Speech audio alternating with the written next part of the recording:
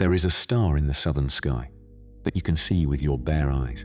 No telescope, no special equipment, no particular knowledge of astronomy.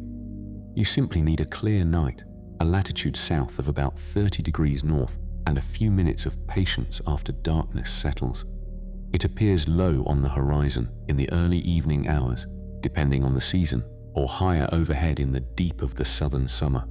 It does not flicker the way distant stars do. It burns with a steadiness that is almost deliberate. A warm, slightly golden light that has been arriving at human eyes for longer than writing has existed. Its name is Alpha Centauri. That name means different things to different people. To astronomers, it is a precise designation. The brightest star in the constellation Centaurus, the third most luminous point of light in the entire night sky, a system containing the closest sunlike stars to our own sun. To navigators for 10,000 years, it was a fixed point above the Southern Ocean, as reliable as anything in a world full of unreliable things. To anyone who grew up under a sky dark enough to see it, it is simply one of the constants, always there, always steady, always exactly where you expect it.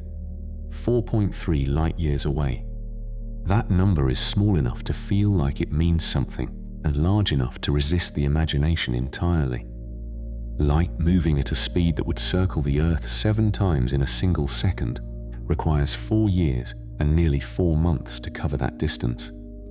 A signal sent from the radio telescopes at the edge of the Australian desert right now would arrive at Alpha Centauri when the children currently learning to walk have already started school. The Voyager probes, which humanity launched in 1977, and which are now farther from Earth than any objects we have ever sent into space, will not reach the vicinity of Alpha Centauri for another 70,000 years. And yet, in the language of the cosmos, 4.3 light years is almost nothing. In a galaxy that spans 100,000 light years from edge to edge, a distance of 4.3 light years is the distance between neighboring houses on the same quiet street. The nearest sun-like stellar system is not a remote frontier. It is, by any reasonable cosmic measure, right here, sharing the same small corner of an ordinary arm of an ordinary galaxy, close enough that its light does not need to travel any meaningful fraction of the galaxy's diameter to reach us. This closeness is the thing that has defined how we relate to Alpha Centauri for as long as we have had the concept of relating to stars at all.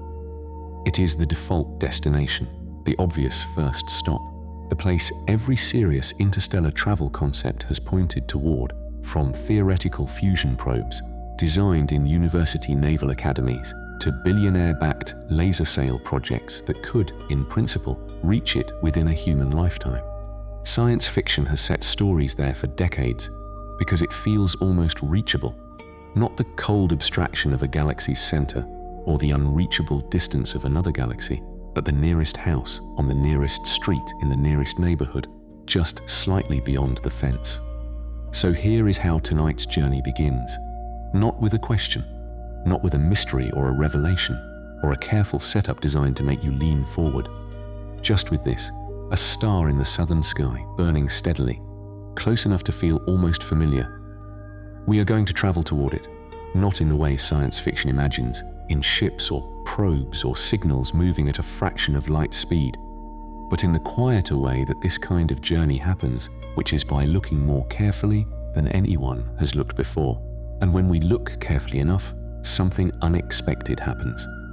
The familiar star becomes complicated. The near neighbor becomes difficult to read.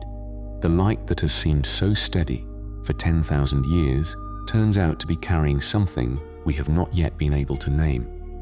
That is where tonight takes us, not into fear, not into alarm, into the slow, patient work of looking at something close and discovering that closeness was never the same as clarity. The star is still there, steady against the dark. We begin. The people who knew this star best never called it Alpha Centauri. That name is a catalogue entry, a European astronomer's way of labeling the brightest star in a particular constellation. Assigned in the 16th and 17th centuries, as astronomers began the methodical work of mapping what the southern sky contained. Before that name, before any formal catalogue, The star existed only in relationship to the cultures that lived beneath it, and those relationships were old. In parts of Aboriginal Australia, this star and its neighbor, Beta Centauri, the two bright points that dominate that region of the southern sky, carried names and stories that are among the oldest astronomical traditions we know. Different language groups saw different things in their positions. Some cultures mapped them as beings, others as waypoints, others as markers for seasons or the behavior of animals and plants. The details vary by region and tradition. What does not vary is the constancy of the star itself, present across all of it, reliable in its rising and setting, a fixed term in every set of calculations the sky required. Ptolemy catalogued it in Alexandria in the 2nd century of the Common Era. His list of stars, assembled into the work that later centuries called the Almagest, included this bright southern object with a precise magnitude and position. Ptolemy could not have known it was the nearest sun-like system to Earth. He knew only its brightness and its location, and those were enough to include it in the most influential astronomical text of the ancient world. Arab astronomers preserved and extended Ptolemy's catalogue through the centuries when European astronomy lay mostly dormant. The star carried different names in different traditions. Its light accumulated meaning in ways that had nothing to do with its physical nature and everything to do with what people needed from a reliable bright object in a reliable position in the sky. And then there were the Navigators. The Pacific Ocean is the largest single feature on the surface of the Earth. It covers more area than all the land masses combined, crossing it in vessels made of wood and fiber and fitted knowledge, without any instrument more sophisticated than what a skilled human mind could hold, required a system of sky navigation so precise and so deeply practiced that it bordered on a different relationship with the cosmos than the one most of us carry today. Polynesian and Micronesian wayfinding traditions used stars not as background decoration but as working tools, their rising and setting points marking compass bearings, their positions relative to the horizon giving latitude, their movements through the night measuring time at sea. Alpha Centauri was part of that system. Its steadiness made it trustworthy. Sailors crossing open water trusted it the way you trust a road you have walked 1,000 times, not because you have studied it, but because it has never failed. For countless voyages across 1,000 years of Pacific navigation, this star functioned as one piece of an intricate, embodied, inherited knowledge of the sky. The navigators who used it did not know it was a binary system. They did not know it was 4.3 light years away. They knew it rose at a particular bearing, set at a particular bearing, and held steady through the hours of crossing, and that was the knowledge they needed. That steadiness is real. It is not a cultural projection onto a random point of light. This star is genuinely stable in a way that matters on human timescales. It is a mature star, roughly the same age as our own sun, burning hydrogen in a slow, even way that will not change significantly for billions of years. Its position in the sky shifts with the slow drift of stellar proper motion, but on the scale of any civilization that has ever looked at it, it has been in essentially the same place, burning at essentially the same brightness, arriving every night with the same dependable constancy. Long before any telescope existed, sailors crossing the Pacific used this star to find their way home. They did not know its mass or its temperature, or the fact that it was two stars locked in an 80-year gravitational orbit with a third smaller star barely hanging on at the edge of the system. They knew only that it was steady, that it had never once failed them, that when everything else about a crossing was uncertain, the weather, the current, the provisions, the distance remaining, the star would be where it was supposed to be. For 10,000 years, this light served as a fixed reference point. For people who needed fixed reference points more than they needed almost anything else, there is something worth sitting with in that even now. The same light that fell on a Polynesian navigator standing at the bow of a double-hulled voyaging canoe, reading the sky with the full attention of a trained mind, falls on the instruments that observed it this century. The light did not change. The star did not change. What changed is what we know how to do with it when it arrives. And even now, with the most sophisticated observatory ever placed in space, we are still working out what this particular light is trying to tell us. The star has been patient. The question of what surrounds it has always been there, implied by its closeness and its similarity to our own sun, buried beneath the surface of every generation's assumption that because this light was familiar, the system it came from must be known. That assumption held for a very long time. Tonight, we are going to find out what happens when you look carefully enough to test it. What you see from the ground as a single bright point is actually 3 stars. The largest and brightest is Alpha Centauri A. It is a G-type main sequence star, the same spectral classification as our own sun.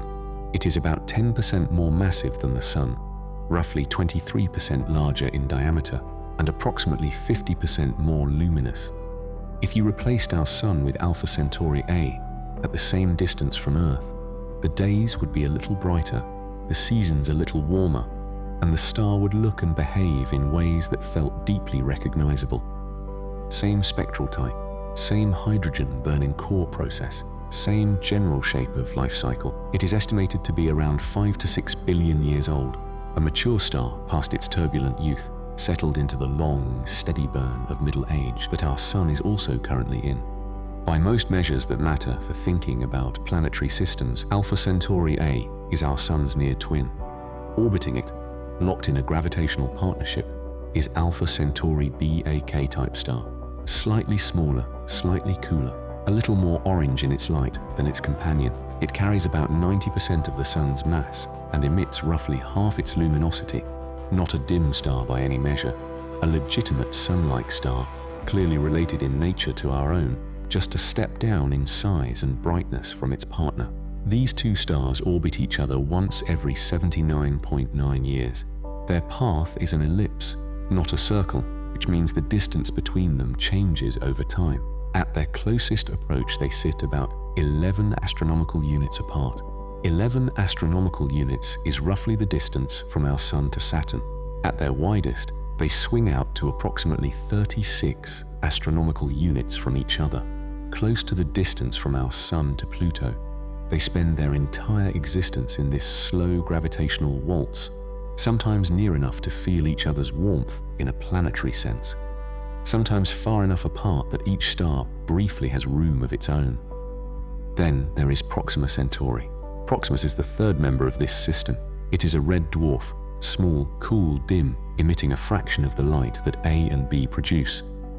You cannot see it with the naked eye even from the darkest place on Earth.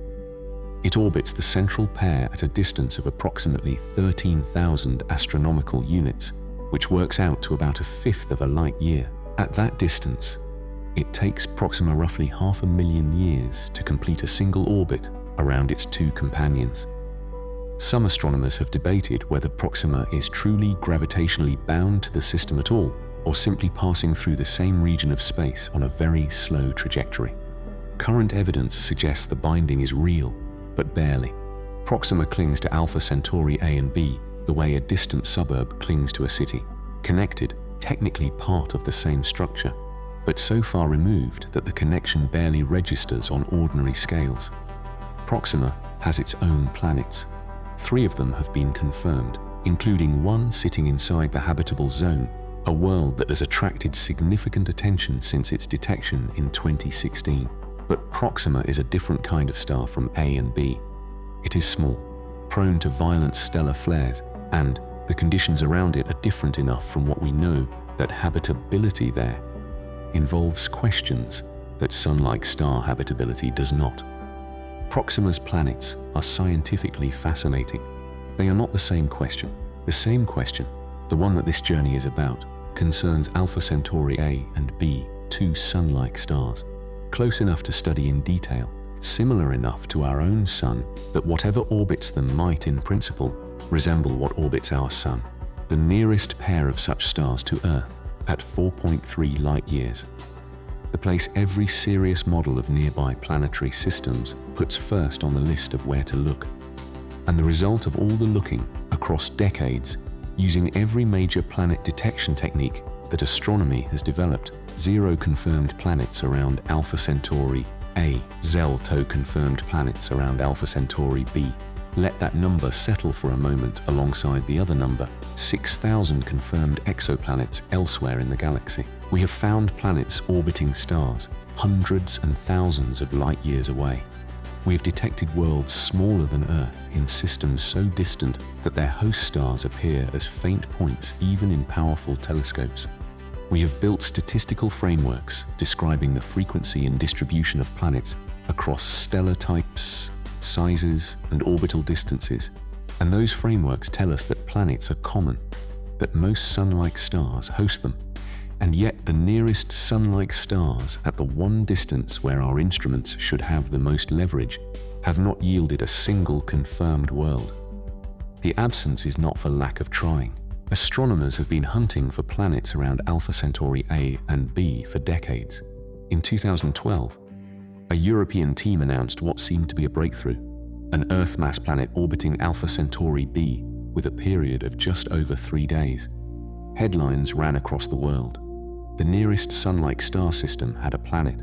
It was exactly the result everyone had been anticipating. Within 2 years, independent analyses showed that the signal was almost certainly not a planet. The technique used, radial velocity, which detects the tiny wobble a planet induces in its host star, had been contaminated by the gravitational noise of the binary system itself. The two stars' mutual orbit creates a radial velocity signal thousands of times larger than any planetary wobble, and subtracting that noise with sufficient precision turned out to be harder than the initial analysis had accounted for. The planet evaporated. The signal was reclassified as an artifact. Alpha Centauri B went back to having 0 confirmed worlds. Subsequent searches have pushed sensitivity deeper. Newer instruments, more careful analysis, longer observation baselines. None of it has produced a confirmed planet. In ancient Egypt, a scribe watching from a rooftop would have seen this same star in exactly the same position in the southern sky. The geometry has not changed. The planet beneath it has not moved. Only the watchers have changed, and even then, only slightly. They ask different questions of the same light. We are still asking, with instruments the rooftop scribe could not have imagined, and the light still has not given us what we came to find. There is a reason for that, a specific, structural, physical reason that has nothing to do with the absence of planets and everything to do with the nature of the target. Understanding it requires understanding what happens when you try to look for something small and faint next to something intensely, overwhelmingly bright. The star that ancient navigators trusted for its steadiness turned out to be, from an observational standpoint, almost impossibly difficult to see past. The problem with Alpha Centauri is that it is too close. That sentence should not make sense. In astronomy, closer is supposed to mean better. A nearby star delivers more photons per second to your detector. It subtends a larger angle on the sky.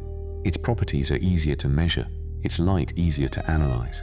The entire history of telescope design is a story of building larger and more sensitive instruments to reach objects that distance has made faint and small. Bigger mirrors, colder detectors, more precise optics, all of it in service of the same goal, compensating for the tyranny of distance.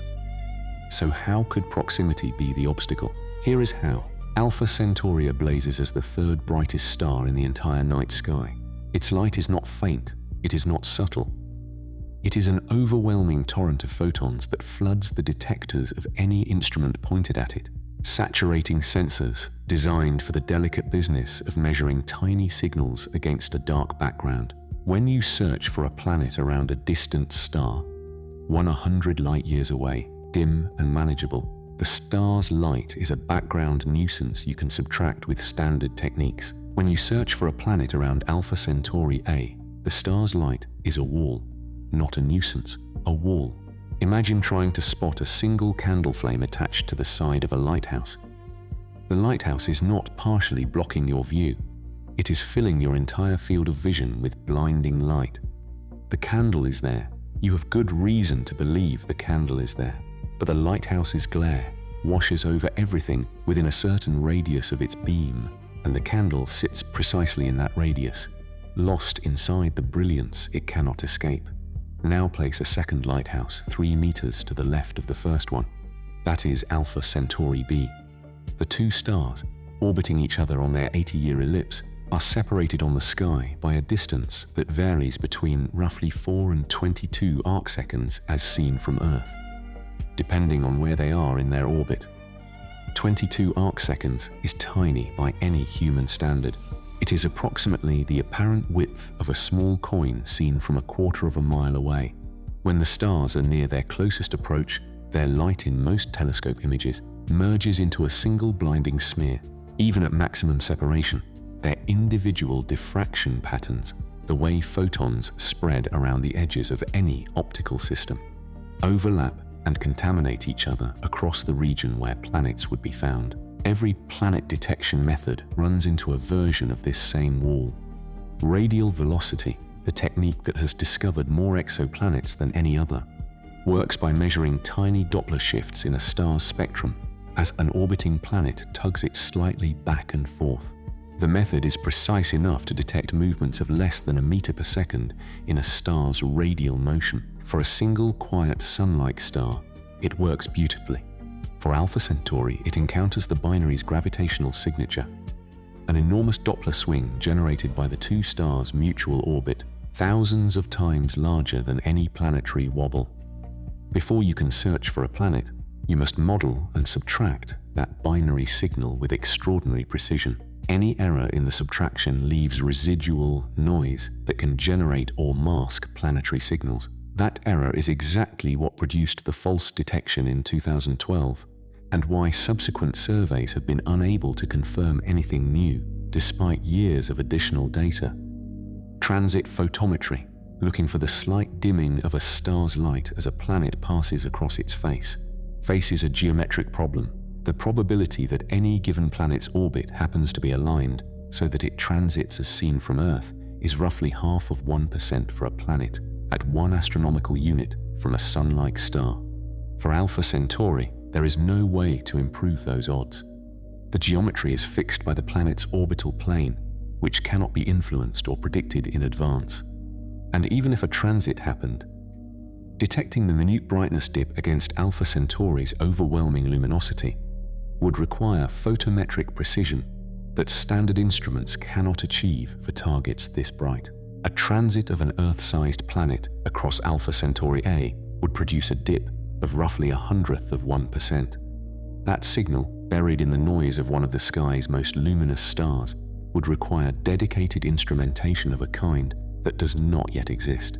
Direct imaging, photographing the planet itself as a distinct point of light, bypasses the problems of radial velocity and transit geometry, but it introduces its own, in some ways more severe, set of obstacles: the ratio of brightness between a sun-like star and a gas giant planet in the mid-infrared. The wavelength regime most favorable for direct imaging is approximately 10,000 to 1. That means a planet 1/10,000th as bright as its star must be separated from that star in telescope images, despite the star's diffraction patterns, scattered light, and optical artifacts spreading outward at every angle. Special masks called coronagraphs are placed inside instruments to physically block the star's central image. But even the best coronagraph does not produce a clean black circle where the star used to be. It produces a complex residual pattern of rings and spokes and scattered light that extends across the region where planets sit. And any one of those residual features can masquerade as a faint point source. This is where the James Webb Space Telescope enters the story. Webb carries an instrument called MIRI, the mid-infrared instrument.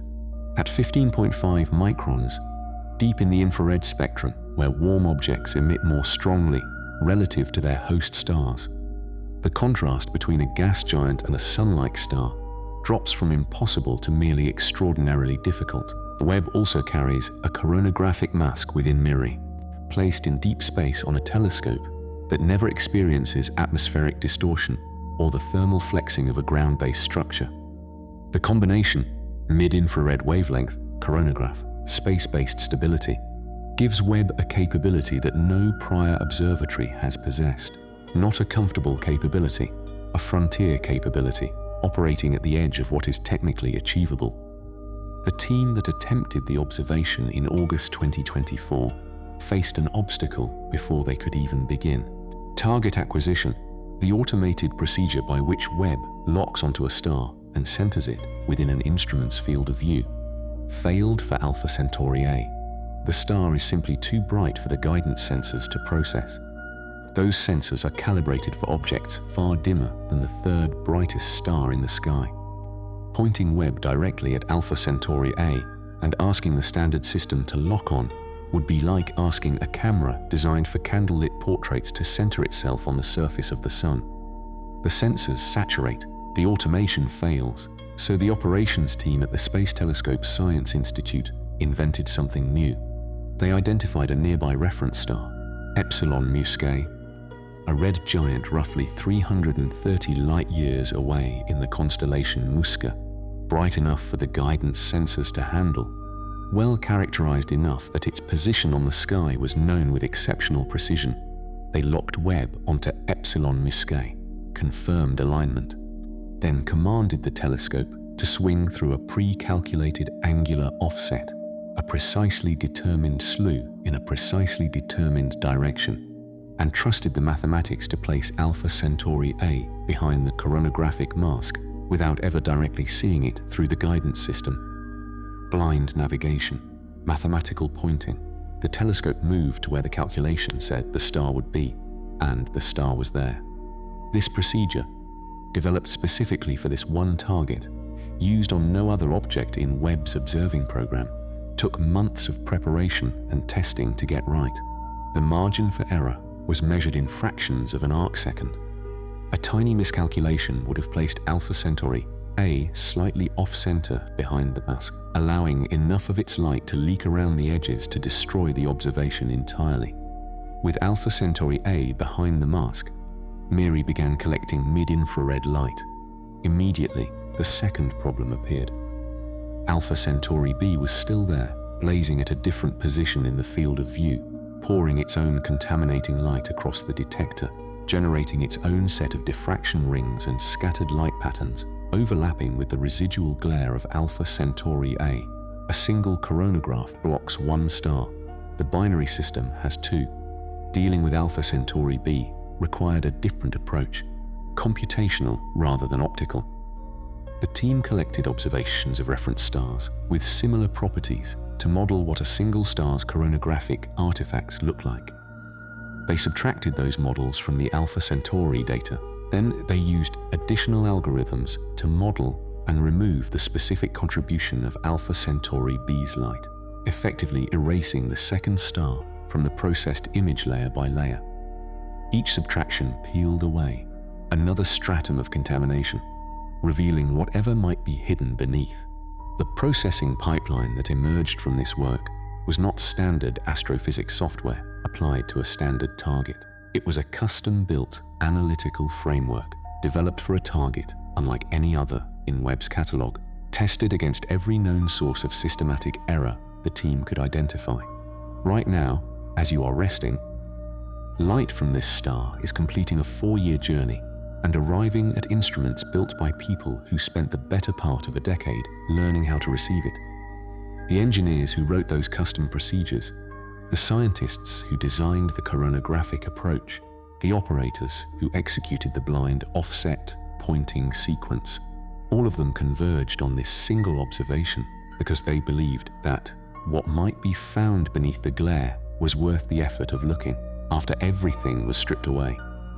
The coronagraphic residuals, Alpha Centauri B's contribution, the layered optical artifacts of a bright binary system, pushed through an instrument at its operational limits. Something appeared, a faint point, 10,000 times dimmer than the star it orbited, sitting at a projected distance of roughly 2 astronomical units from Alpha Centauri A, in a region of the processed image where the subtraction algorithms had performed cleanly and the risk of artifact contamination was at its lowest. It was there. It was faint enough that a slight shift in the processing parameters could have buried it. Bright enough that the team's most careful analysis consistently returned it as real, positioned where no known background object had been catalogued. consistent in brightness and location, with a gas giant, roughly the mass of Saturn, orbiting the nearest sun-like star to Earth inside its habitable zone. The team called it a candidate. That word was chosen carefully. A candidate is not a discovery. It is a real signal that has passed a first round of tests without yet passing all of them. In the history of exoplanet science, candidates have become planets, and candidates have vanished. The difference between the two paths is more data. They went looking for more data. What they found instead was something they had not expected. The planet was gone. The team secured additional observing time through a special program reserved for urgent, time-sensitive results that cannot wait for the normal proposal cycle. They pointed Webb at Alpha Centauri A again in February of 2025. Clear data, clean processing. The candidate, designated sun, was not in the image. They observed again in April 2025, using the same instrument, the same coronagraphic mode, the same analytical pipeline. Sun was not there either. 2 follow-up observations, 2 non-detections. In most scientific contexts, this pattern is a quiet ending. A signal that does not survive replication is not a discovery. It is an artifact or a statistical fluctuation or noise that had the temporary good fortune to pass initial testing. The safe interpretation was obvious. The candidate was probably not real. The team did not take the safe interpretation. They went to orbital mechanics instead. If Sun is a real planet, not an artifact, not a coincidence, a genuine world on a genuine orbit around Alpha Centauri A, then it does not stay fixed in the sky. It moves. Its position relative to the star changes as it travels its elliptical path. And at some points in that path, from Earth's perspective, it appears too close to the star to be seen through the coronagraph.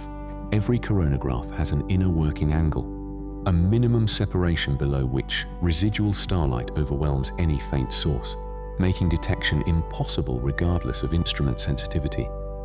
A planet inside that zone is not absent. It is hidden, not by distance or intrinsic faintness, but by the geometry of where it happens to be in its orbit at the moment of observation. The team ran simulations of millions of possible orbits. Each orbit was drawn from physically plausible distributions of eccentricity, inclination, period, and orientation, constrained to be consistent with the position where Sun had appeared in August 2024. For each simulated orbit, the simulation asked a precise question. Where would this planet have been during the February and April 2025 observation windows? Would it have been far enough from Alpha Centauri A to be visible through the coronagraph, or would it have fallen inside the inner working in angle where detection is impossible? The answer, across 52% of the stable orbits tested, was this. The planet would have been inside the coronagraph's blind zone during both follow-up windows. Not because it moved behind the star in 3-dimensional space, because from Earth's specific line of sight, its projected separation from the star fell below the threshold the coronagraph requires. A real planet on a real orbit could have been there, present and physically unchanged, while appearing to the instrument as though it had vanished entirely. 52%. More than half of all plausible orbits explain the non-detections without requiring the original detection to be false. This does not confirm the planet. It does something more limited but no less important. It prevents the non-detections from disproving it. The candidate survives. The mystery deepens. There is a good chance you have looked up at this part of the sky. At some point in your life, without knowing what you were looking at, the light from Alpha Centauri has been arriving at Earth for the entire span of human civilization. The question of what surrounds it has been implied by that closeness for as long as anyone has thought to ask. Perhaps that is what makes the disappearing candidate feel less like a failure and more like the beginning of a more honest relationship with a star we assumed we already understood. The orbital modeling found something else. In 2019, 5 years before Webb's observation, a different team using a different instrument on a different telescope had seen something at Alpha Centauri A. The instrument was NIR, a thermal infrared coronagraph installed on the Very Large Telescope in Chile, designed and built specifically to search for planets in the habitable zones of Alpha Centauri A and B. The team observed the system for roughly 100 hours. After processing, a faint source appeared near Alpha Centauri A at a projected separation of approximately 1.1 astronomical units. They called it Cone. They published the result in 2021, framing it carefully as a candidate that required follow-up. The source was consistent with a Neptune to Saturn mass planet. It was also consistent with a clump of warm dust in an exozodiacal disk, fine particles orbiting the star, heated by its light, glowing faintly in the thermal infrared. The observation arc was too short to determine which explanation was correct. Without confirmation, Cone sat in the scientific literature for 4 years as an intriguing, unresolved hint. Then Webb detected Sun. Different telescope, different instrument, different wavelength, different position relative to the star, consistent with orbital motion in the intervening years. Same mass range, same host star. 2 detections of a faint source near Alpha Centauri A, separated by 5 years from 2 independent observatories using 2 different techniques, both consistent with a gas giant in the same general mass and distance regime. The team incorporated both detections and both non-detections into their orbital models. 4 data points, 1 coherent solution.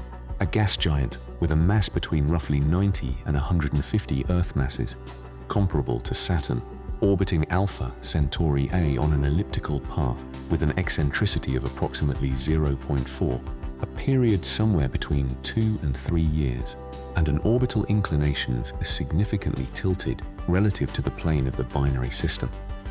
The planet's orbit would carry it from roughly 1 astronomical unit at closest approach to roughly 2 astronomical units at its farthest, alternating between periods of higher stellar warmth and periods of cooler distance, tracing a long oval through the region where liquid water could theoretically exist on a world with the right conditions.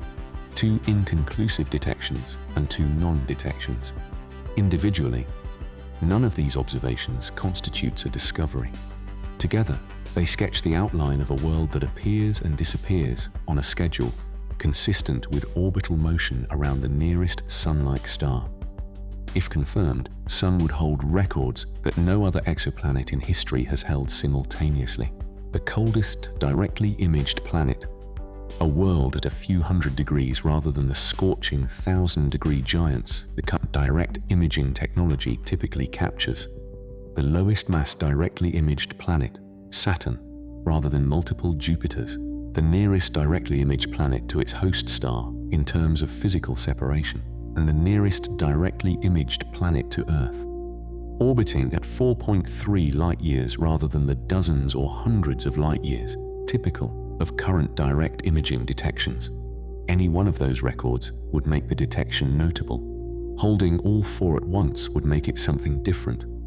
A threshold crossed, a technical barrier broken, proof that direct imaging can now reach the kinds of planetary systems that matter most for understanding whether our own solar system is common or rare. The next test is scheduled for August 2026.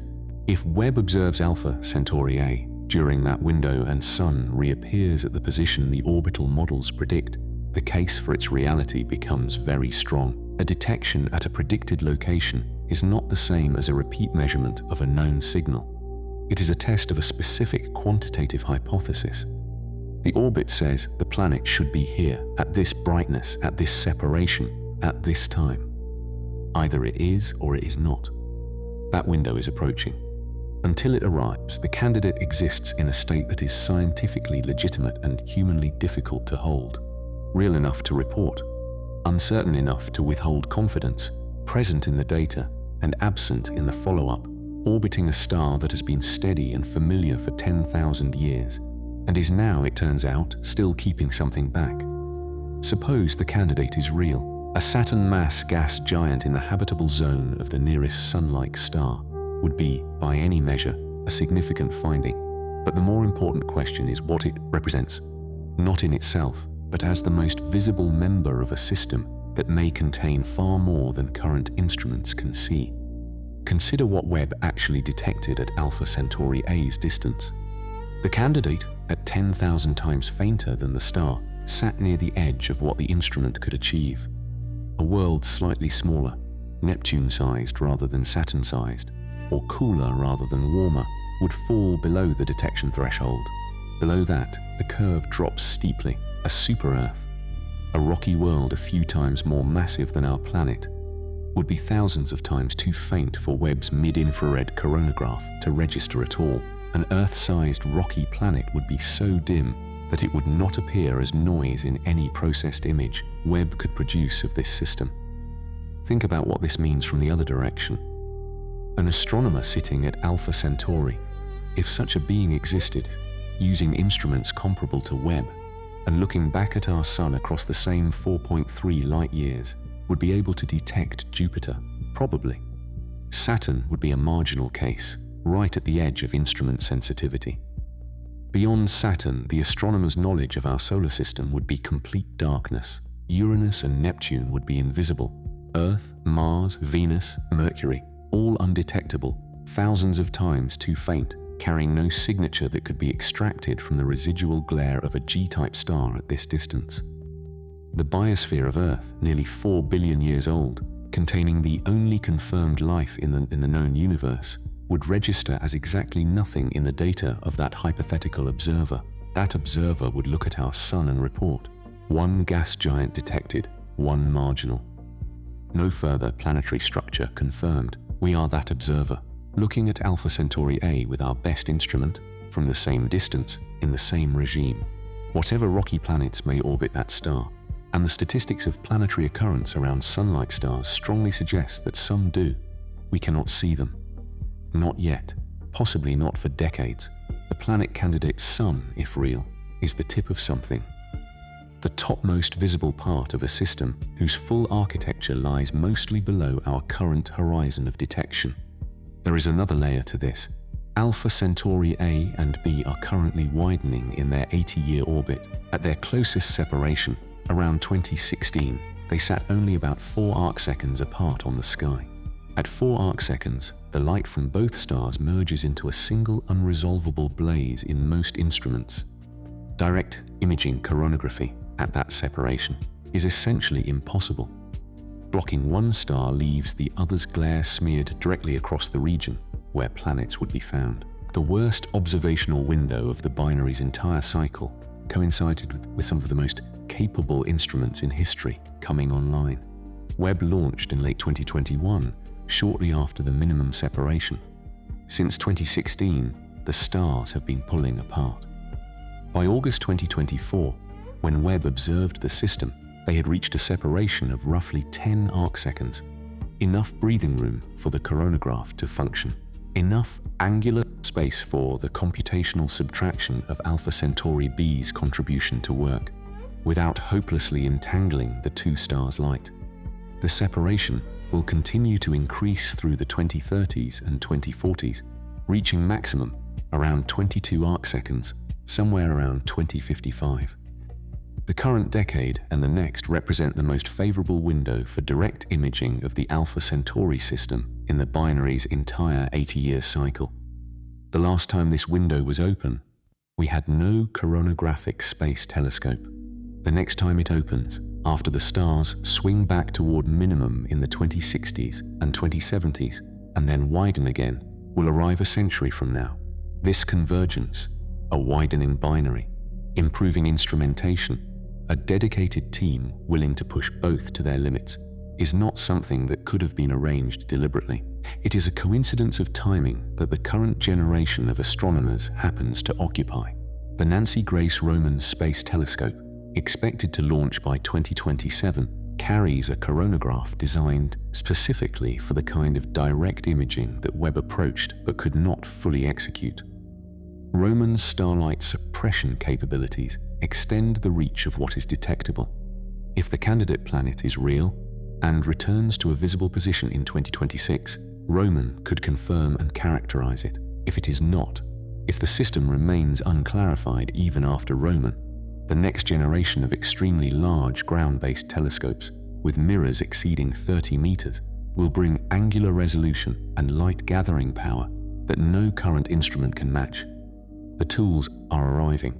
The window is open. The question is whether, during the years this alignment holds, we can finally read what the nearest sun-like star has been carrying, what may orbit there, unseen, uncatalogued. Below every threshold we have yet crossed could include worlds that bear on the deepest questions we know how to ask. Or the system could be architecturally different from ours in ways that also matter.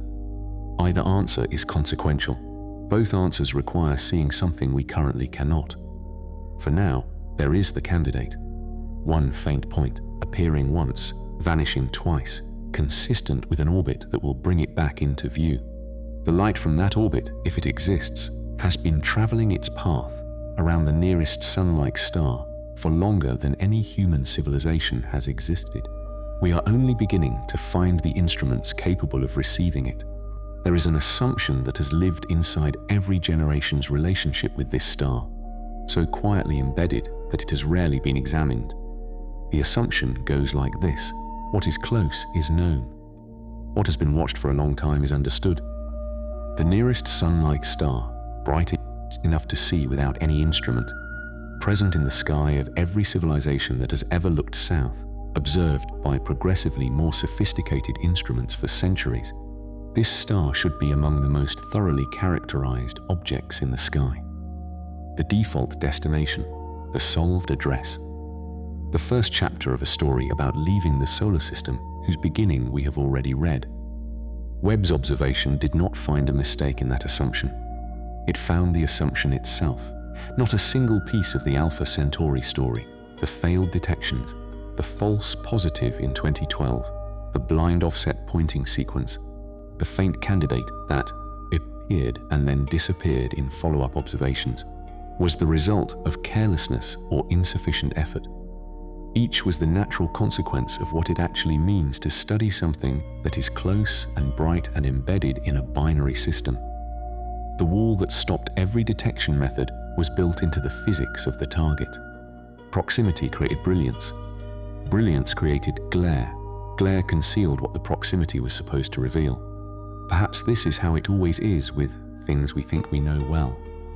The familiar tends to resist careful examination. Not because it is hiding anything deliberately. A star has no intentions, but because familiarity substitutes for the kind of attention that unfamiliarity demands. When something has been present your whole life, you stop looking at it the way you look at something new. You carry an accumulated image of it that substitutes for the actual thing. The star rises, it burns steadily, it sets. The accumulated image says, "Yes, I know this." The star says nothing back. What Webb brought to Alpha Centauri was not more power in the ordinary sense. Previous telescopes were not insufficiently large or poorly designed. Webb brought something different, a new wavelength regime, a new kind of coronagraph, and perhaps most importantly, a team willing to invent custom procedures for a target that every standard protocol failed. It brought a refusal to accept that the familiar star had already yielded what it had to offer. And in return, the star offered a faint point, 10,000 times dimmer than itself, visible for 4 months, gone the next time anyone looked. In some sense, this is the most honest thing the nearest sun-like star has ever shown us. Not a clean answer, not a confirmation of what we expected, or a dramatic reversal of everything we knew. A hint, offered once, then withdrawn. Consistent with a world that follows the same orbital mechanics as every other planet. Appearing when geometry permits, hiding when it does not, but not yet confirmed. Every grandmother who ever pointed upward on a summer night at this star, every child who asked what the bright point was called, every navigator who trusted it across open water, every astronomer who added it to a catalogue, they were all looking at the same unresolved light. None of them could see what might be orbiting it. Neither can we, fully, yet. The distance between all of them and us, in this one specific regard, is smaller than it might seem. We have better instruments, we have more precise questions, we have a candidate planet with an orbital model and a predicted return date. But we have not yet crossed the threshold from candidate to confirmed world. We are one observation window away from knowing whether what appeared in August 2024 was the first glimpse of a planet or a beautiful coincidence that will not survive the light of a second look. That is not a failure. It is where the story currently sits, suspended between detection and confirmation, between familiarity and genuine understanding, between the star as we have always imagined it and the star as it actually is. It is possible to rest inside that suspension. The question does not need to be resolved tonight. It has waited 10,000 years.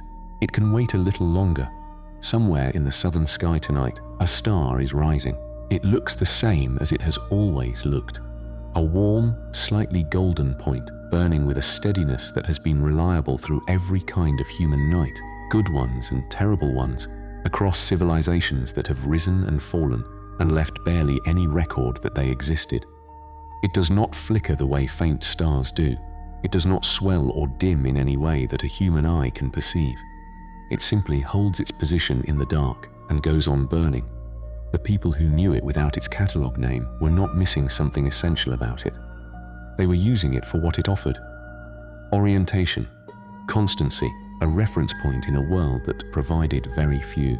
A sailor working out a bearing in the middle of the Pacific at 2 in the morning did not need to know that the light he was using had left a binary system 4.3 light years away, approximately 4 years and 4 months before it reached his eye. He needed the bearing. The star provided it. That transaction, across 10,000 years of human navigation, involved no misunderstanding. It was exactly as useful and exactly as real as it appeared to be. What we have learned in the time since those navigators steered by this light is not that they were wrong about it. They were right about everything that mattered for what they needed. What we have learned is that the star contains more than any of them, and more than most of us, until recently, had reason to suspect. It is not a single point of light. It is 2 sun-like stars in a long orbital embrace, with a third companion barely holding on at the edge. Its light has been traveling through space long enough that by the time it reaches an instrument, the instruments needed to read it must be built with a precision that previous centuries could not have imagined. And at the edge of what those instruments can see, something may be orbiting it. A world roughly the size of Saturn, tracing a slow oval through a region warm enough for liquid water, appearing in data once in August 2024, then retreating into the zone of residual glare where no coronagraph can follow. It will come back into view if the orbital models are right. Whether it does or does not will tell us something important. Either way, the star will still be there when the answer arrives, rising with the same constancy it has always had, looking no different from how it looked to the sailor in the canoe or the scribe on the rooftop or the child who asked what it was called. The light arriving at your eye right now, if you were outside, in the right hemisphere, on a clear night, left that system before most of the people working on this question had published their first paper. It has been crossing empty space for 4 years and 4 months, indifferent to whether it is seen or interpreted or used for navigation, or pointed at by someone sitting under a quiet sky. It arrives anyway. That is what light does. There is something gently settling about that if you let yourself hold it. Not the mystery. The mystery is genuinely unresolved and will remain so until instruments confirm or rule out what appeared in the data. But the continuity of it, the fact that the same light that reached the hands of navigators now reaches the mirrors of telescopes, that the question of what surrounds the nearest sun-like star has been quietly present in every generation's upward glance, even when no one had the tools to formulate it precisely. That the star, for its part, has remained entirely unchanged through all of it, holding its position in the southern sky, burning at its steady warmth, carrying whatever it carries in orbit around it, patient across a span of time that makes every individual life vanishingly brief. Tonight, the question rests. The star will still be there in August 2026 when Webb looks again.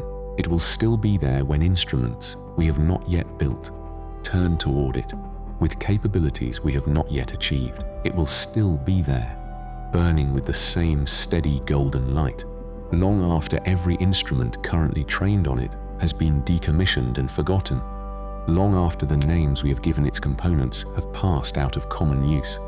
The nearest sun-like star has been waiting a long time to be properly understood. It is not in a hurry. The southern sky holds its dark. Somewhere in it, a single warm point burns at a distance that takes light 4 years and more to cross. It has been burning since before any written record existed. It will burn long after the last record made tonight has dissolved into nothing. The instruments pointed at it are quiet for now. The people who built them are sleeping in time zones scattered across 3 continents. The data from August 2024 sits in servers, patient, waiting for the next observation window to either confirm what it contains or revise it into something else. The star does not wait. It simply continues. 4 light years away, 2 sun-like stars trace their slow ellipse around each other, an orbit so long that no human lifetime has witnessed more than a fraction of a single revolution. Between them and around them, something may be moving, a world on an oval path, tilted at an angle to the plane that contains both stars, coming into view and retreating behind walls of light on a schedule that the orbital models predict but have not yet confirmed. It may be there, it may not. The sky does not resolve the question tonight. What it does instead is what it has always done. It holds. The dark between the stars is not empty. It is full of light that has not arrived yet. Light currently crossing the 4-year gulf. Light that left Alpha Centauri before the last observation was made and will arrive at instruments not yet pointed in that direction. The journey is always ongoing. The question is always in transit. Somewhere beneath the instruments and the data and the careful language of candidates and thresholds and inner working angles, the oldest version of the question remains exactly as it has always been. A person, a dark sky, a steady bright point in the south, the quiet, persistent wondering about what, if anything, is out there beside the light itself. That wondering does not need an answer to rest in. Tonight the star burns steadily in the south. The light keeps arriving.